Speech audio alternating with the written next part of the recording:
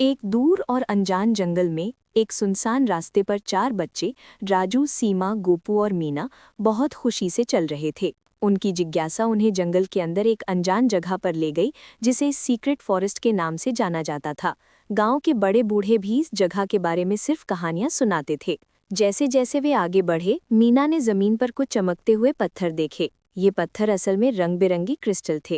राजू ने एक पत्थर उठाया और उसे ध्यान से देखा। फिर थोड़ी सी धुंध आई और चमकते हुए क्रिस्टल एक पुराने दरवाजे की ओर इशारा कर रहे थे। बच्चों की जिज्ञासा की कोई सीमा नहीं थी और वे दरवाजे के पास जाने लगे। दरवाजे पर पहुंचकर उन्होंने देखा कि वो बंद था और उस पर पहेलियां लिखी हुई थीं। रहस्यों का मास्टर गोपू कुछ ही समय में उन्हें सुलझा देता था। जैसे ही उन्होंने सही जवाब बताया, दरवाजा धीरे धीरे खुल गया। गेट के पार उन्होंने जो देखा वो अद्भुत था। एक सुंदर सुनहरा बगीचा जो चिड़ियों की चहचहाहट, फूलों की खुशबू और शांत हवा से भरा हुआ था। राजू और सीमा बगीचे में खेलने लगे, जबकि गोपू और मीना ने उस जगह को और एक्सप्लोर करना शुरू कर दिया। उन्हें जल्द ही बगीचे के बीच में एक सोने का मंदिर मिला, जिसमें एक सोने की मूर्ति थी। मूर्ति उन्हें जिंदा नजरों से देख रही थी और आशीर्वाद दे रही थी।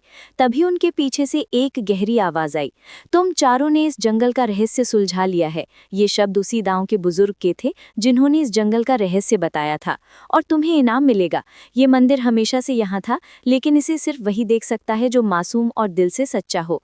बच्चे खुशी और हैरानी से उछल पड़े। बुजुर्ग ने आगे कहा, इस सीक्रेट जंगल का खजाना तुम्हारा है, लेकिन एक शर्त है, तुम्हें इस जंगल और इसके रहस्यों की रक्षा करनी होगी। चारों बच्चे मान गए और खुशी खुशी घर लौट आए, जहां उन्होंने सबको अपनी अद्भुत यात्रा और नए मिशन के बारे में बताया। उस दिन के बाद से जंगल और मंदिर का रहस्य किसी के लिए राज नहीं रहा, लेकिन सिर्फ वही बच्चे जो मासूम और दिल से सच्चे थे, उन्हें उस बगीचे के जादू